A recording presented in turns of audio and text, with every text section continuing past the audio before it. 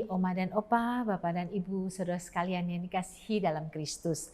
Kembali lagi bersama saya Ibu Susi dan hari ini bersama Romo Agustinus Keluli OCD. dalam acara Oke hari ini, Orang Kudus hari ini. Selamat pagi Romo. Pagi Ibu Susi. Luar biasa, hari ini tanggal 3 September saya bisa ketemu pertama kali bersama Romo. Terima kasih. Romo Agus ya, Romo. Iya. Romo mungkin Romo bisa menceritakan dulu kegiatan Romo selama ini. Oke. Bagaimana Romo? Baik, saya sebagai seorang imam OCD diutus ke Bali di tahun tahun 2005 sampai dengan kurang lebih 15 sebagai pastor stasi di Karangasem dan Kelungkung. Sambil bekerja membantu di Kuskupan di Komisi Liturgi dan juga di Tribunal Kuskupan Denpasar. Dan juga sempat menjabat sebagai Ketua Komisi Kitab Suci sampai dengan keberangkatan ke Roma. 2015. Ya. Jadi kurang lebih 9-10 tahun berada di Bali. Dan setelah itu saya ditugaskan belajar ke Roma untuk ambil studi hukum gereja.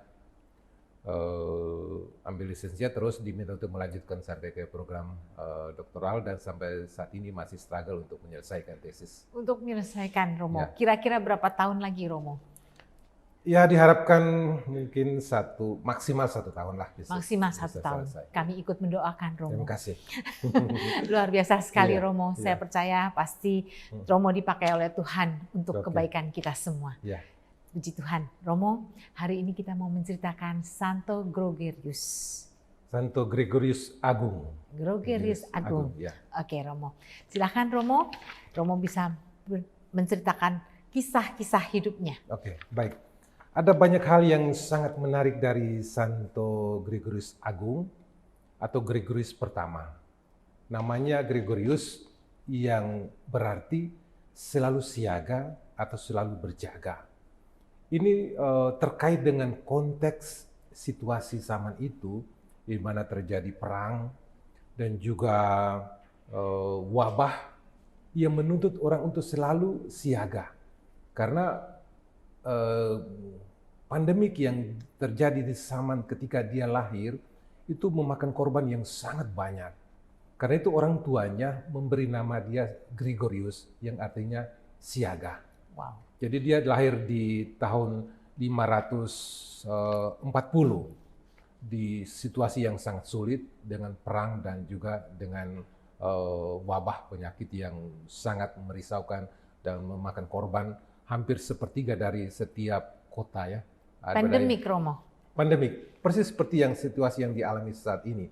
Kurang lebih sekitar 4-5 tahun pandemik itu berlangsung ya. Oke. Jadi wabah yang menyerang pada kulit, bakteri yang menyerang pada kulit yang sangat mematikan, yang menjadi kulit menjadi sangat hitam, sehingga begitu banyak korban yang meninggal. Dan ketika dia menjadi paus, dalam perjalanan hidupnya itu menjadi paus, dia mendedikasikan dirinya untuk korban perang dan juga korban pandemik ini. Jadi setelah beberapa saat Romo, dari mulai pandemik sampai Ya. dia akhirnya menjadi paus. Ya, nanti terjadi ketika dia menjadi paus, terjadi lagi pandemik yang kedua. Oke. Yang kedua dan juga bukan lagi bakteri itu tapi kasus Pandemik yang yang lain, lain. kasus Oke. yang lain. Sehingga dia mendedikasikan hidupnya untuk para korban dari malapetaka ini, dan dia mengajak semua klerus, religius, awam untuk melakukan prosesi ke Basilika Santa Maria, lalu berdoa untuk berhentinya pandemik, dan juga dia mengingatkan semua orang bahwa pandemik ini memang bukan Tuhan kehendaki, tapi Tuhan memperkenankan hal ini terjadi untuk mengingatkan suatu peringatan kepada kita bahwa hidup ini tidak lestari, tidak abadi. Karena itu kita harus kembali kepada Tuhan. Mungkin orang sudah mengabaikan nilai-nilai kerohanian, dia orang tidak lagi peduli terhadap kehidupan menggereja, maka Tuhan menyadarkan, memperkenankan hal ini terjadi supaya orang harus kembali kepada Tuhan, kepada sumber. Kalau tidak, orang hidup hanya tidak pada tujuannya, tapi kepada hal-hal yang terjatuh kepada dalam hal-hal yang superficial. Ya Romo, kalau saya tidak salah Romo, saya beberapa saat waktu selama pandemi ini, saya juga melihat di YouTube itu bahwa paus kita saat ini juga waktu awal-awal juga ada prosesi Romo. Betul. Dia juga melakukan hal yang sama seperti paus-paus yang sebelumnya terjadi. Gitu ya, Romo. Jadi mereka membawa salib suci dari gereja salib suci dibawa ke Basilika Santo Petrus untuk berdoa untuk beberapa waktu dengan berharap supaya pandemi ini berlalu. Tetapi ya kita memohon tetap kehendak Tuhan luar terjadi biasa seperti ini ya. Ya. Romo, selain itu mungkin Romo bisa menceritakan bagaimana perjalanannya Gregorius sampai menjadi paus Romo. Dia ini punya latar belakang yang sangat menarik karena ayahnya ini seorang senator, seorang prefek Roma di mana memiliki sebuah jabatan yang sangat tinggi. Jadi dia berkuasa memimpin di level sipil dan juga militer dalam pemerintahan sipil dan juga militer. Dan punya kuasa yang sangat tinggi. Dan kemudian ibunya ini seorang namanya Silvia, seorang yang sangat saleh. Dia memberikan pendidikan nilai-nilai Kristiani kepada anak-anaknya.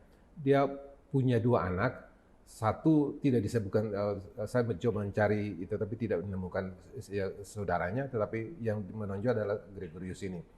Dia belajar tentang banyak hal, tentang retorika, tentang grammar, tentang sains, tentang ilmu-ilmu bahasa Latin, dan juga belajar hukum, yang pada akhirnya dia menggantikan posisi ayahnya, menjadi seorang prefek Roma. Tetapi ketika ayahnya meninggal, dia mengambil satu keputusan yang sangat mengejutkan. Dia renounce semua karir politiknya, jabatannya, lalu memutuskan untuk menjadi seorang rahib. Rahib Romo? Rahib. Jadi menjadi seorang pertapa. Jadi seperti orang yang hidup di balik tembok untuk berdoa dan berkontemplasi. Benar-benar berbalik dari kehidupan sebelumnya ya Romo? Betul. Jadi ya satu keputusan yang sangat berani. Luar biasa tetapi Romo. Ini pengaruh dari pendidikan nilai yang ditanamkan oleh ibunya sendiri. Dan doanya, betul. Seperti Romo. Santa Monica kepada anaknya Santa Agustinus. Betul. Tetapi juga satu hal yang menarik bahwa kakek buyutnya Gregorius ini, dia itu seorang paus. Jadi yang saat itu dia bernama Paus Felix kedua. Dia berkuasa atau menjabat sebagai paus dari tahun 483 sampai 492.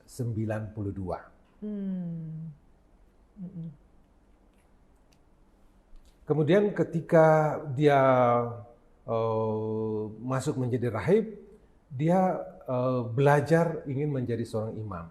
Kemudian ditabiskan menjadi diakon, ya suatu jabatan publik, jadi dia harus melayani. Tapi ketika itu dia diutus ke Konstantinopel untuk sebagai perwakilan dari paus.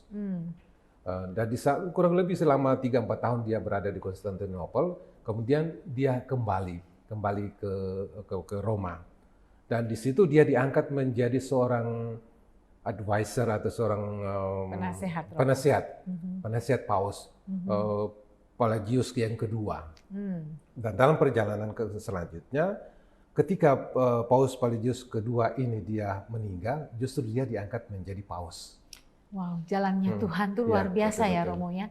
Dari yang jabatan segitu hebatnya sebagai prefek di Roma, ya, kemudian dia bisa berbalik menjadi rahib, kemudian menjadi imam, dan akhirnya menjadi paus. Itu perjalanan yang panjang, Romo. Ya, itu proses panggilan, dan kita tidak tahu apa yang dikehendaki Tuhan memang di luar jangkauan kemampuan manusia. Ya.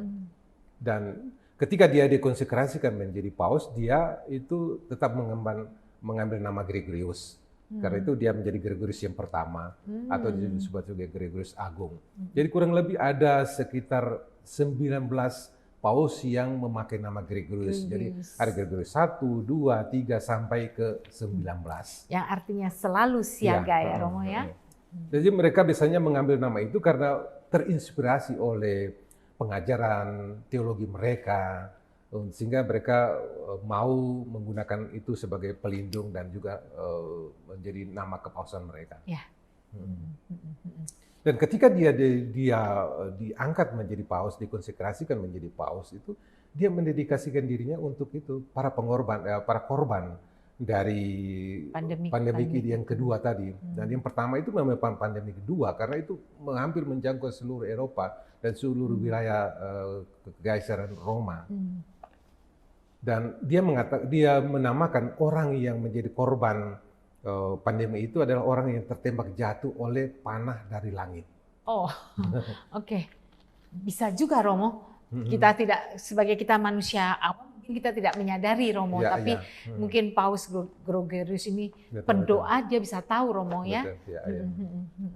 Kemudian ada satu hal yang menjadi concern dari Paus Gregorius ini adalah bahwa dia punya option for the poor ini luar biasa. Concernnya kepada orang miskin itu begitu luar biasa.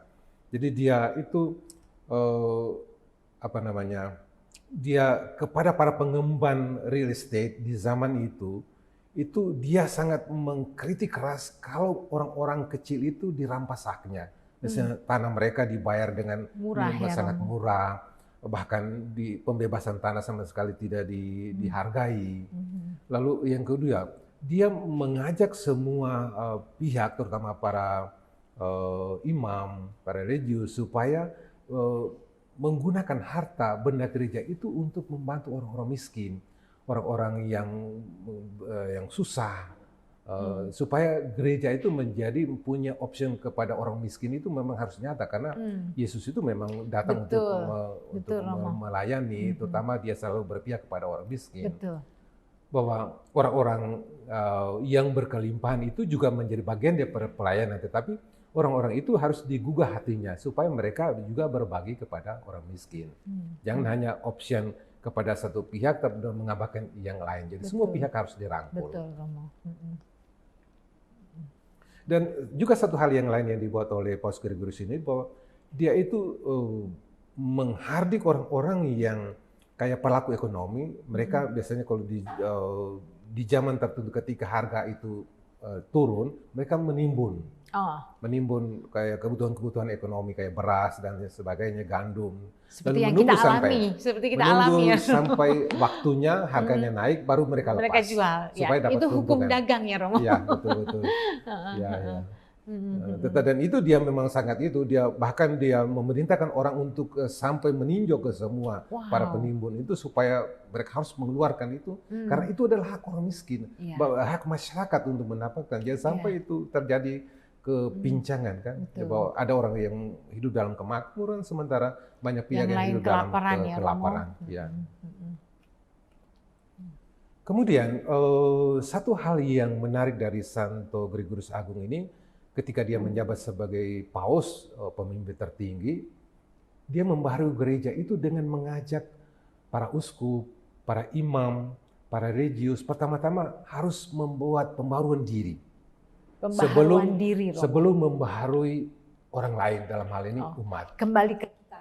Jadi mereka harus menyadari diri, identitas diri sebagai orang-orang yang terpanggil, orang-orang yang menerima suatu rahmat yang besar dan luar biasa, dan harus menjiwai hidup mereka itu berdasarkan panggilan itu. Menjiwai tugasnya ya Romo?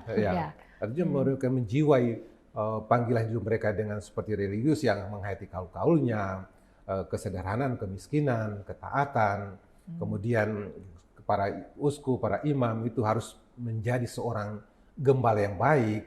Gembala yang baik itu menurut ajaran Yesus artinya mereka harus bisa mendedikasikan hidupnya untuk pelayanan, pengabdian kepada umat, memberikan dirinya secara total, secara penuh kepada pengabdian kepada umat dan juga masyarakat.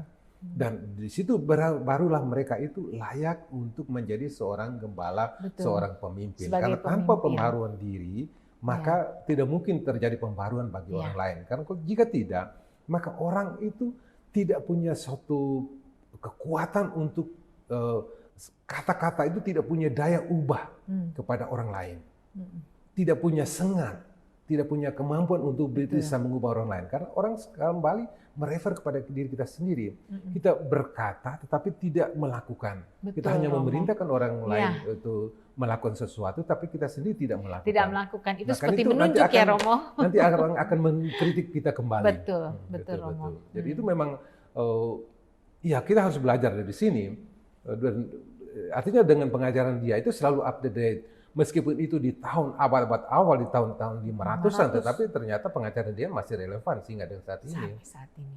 Luar biasa sekali, Romo. Mungkin Romo ada sedikit lagi cerita tentang Santo Gregorius Agung ini yang sampai sekarang pun masih diikuti pengajaran-pengajarannya. Oke, ada satu hal yang pengajarannya yang sangat relevan, itu adalah bahwa dia mengatakan bahwa saya itu merasa tersanjung, merasa dihormati sebagai seorang paus, manakala masyarakat atau umat beriman itu hak-hak mereka itu tidak ditindas. Artinya dia sangat menjunjung tinggi nilai-nilai keadilan.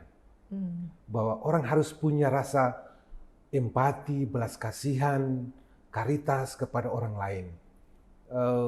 Cinta kasih itu bukan hanya sekadar suatu perbuatan baik, tapi harus punya dimensi keadilan.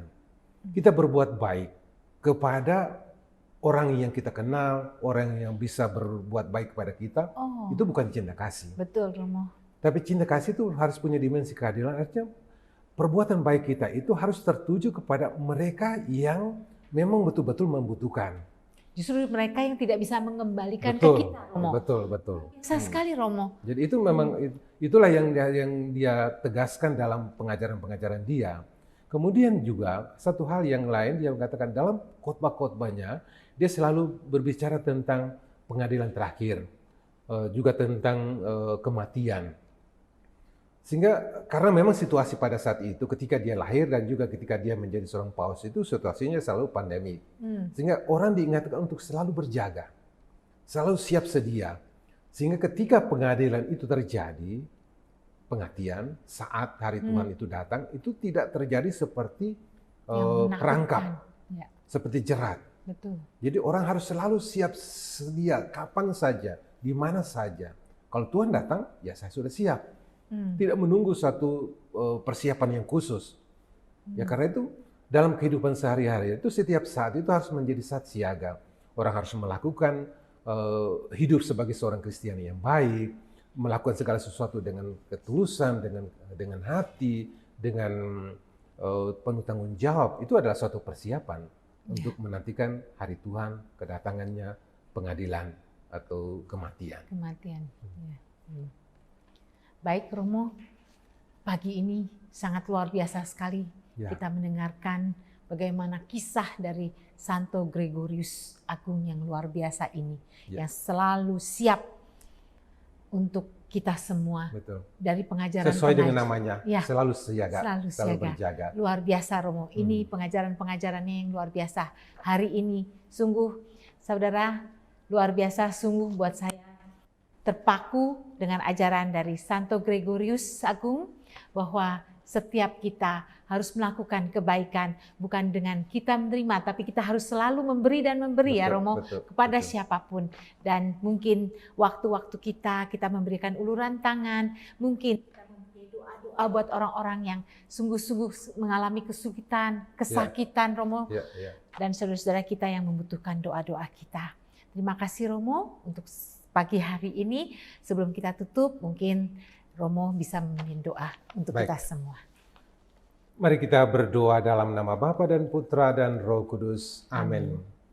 Allah Bapa yang Maha Pengasih dan Penyayang, dalam penyelenggaraan ilahi-Mu, Engkau telah memperkenankan kami untuk mengenal secara lebih dekat hidup dan pengajaran Santo Gregorius Agung, Paus Gregorius pertama. Semoga kami dapat belajar untuk senantiasa peka dan peduli kepada orang-orang miskin dan juga orang-orang yang sangat membutuhkan uluran tangan kami. Kami bisa melakukan apa yang bisa kami lakukan, dan tidak pernah membiarkan orang-orang yang datang pergi dengan tangan kosong. Bantulah kami dengan rahmat-Mu, agar kami setia pada panggilan kami, dan kami selalu terbuka hati untuk mendengarkan dan mau memahami apa yang menjadi kehendak-Mu dalam seluruh perjalanan hidup kami. Demi Kristus Tuhan dan pengantara kami. Amin. Santo Gregorius Agung, doakanlah kami. Kemuliaan kepada Bapa dan Putra dan Roh Kudus, seperti pada permulaan, sekarang, selalu, dan sepanjang segala abad. Amin. Semoga kita sekalian diberkati oleh Allah yang Maha Kuasa, Bapa dan Putra dan Roh Kudus. Amin. Amin. Terima kasih banyak, Romo. Sama-sama.